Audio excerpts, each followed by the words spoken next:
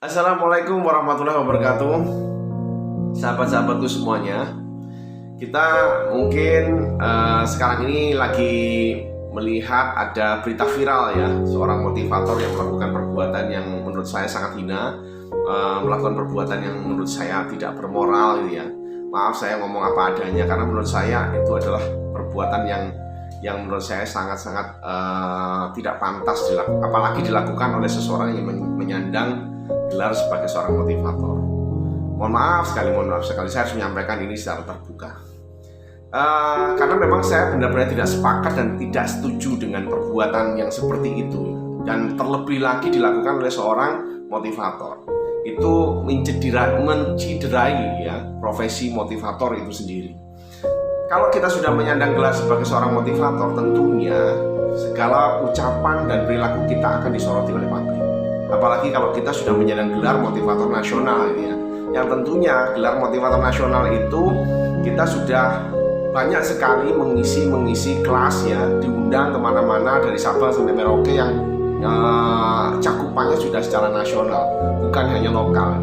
Nah, segala perbuatan kita, segala perilaku kita, segala ucapan kita bisa jadi akan menjadi sebuah doktrin ya, bisa jadi akan menjadi sebuah inspirasi bagi orang lain untuk dia melakukan sesuatu.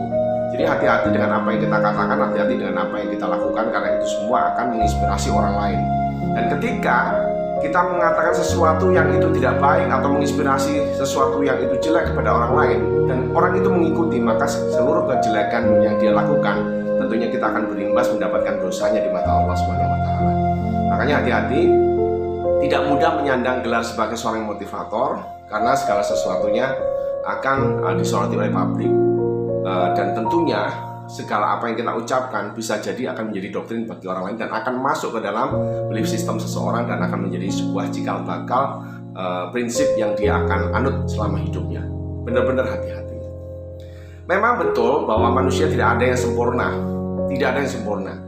Sisi-sisi kelemahan pada diri manusia, walaupun dia menyandang gelar sebagai seorang motivator, itu pasti dia miliki. Tapi selama kelemahan itu masih kelemahan yang bersifat manusiawi, orang akan memaklumi itu.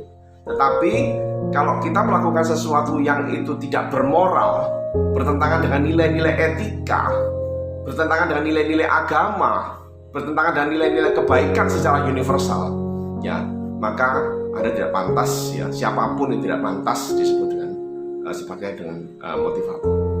Jadi hati-hati ya, kalau memang mau menerjuni dunia profesi motivator, maka yang harus kita siapkan sebenarnya bukan kita menyiapkan materi, bukan kita menyiapkan apa yang mau kita presentasikan, bukan mau menyiapkan apa yang mau kita katakan, tetapi yang justru harus kita siapkan adalah sudah siapkah diri kita melakukan apa yang kita katakan.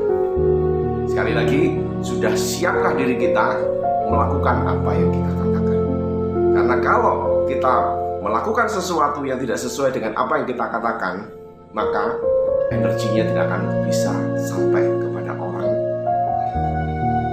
Energinya tidak akan pernah bisa sampai menyentuh pada sanubari orang lain.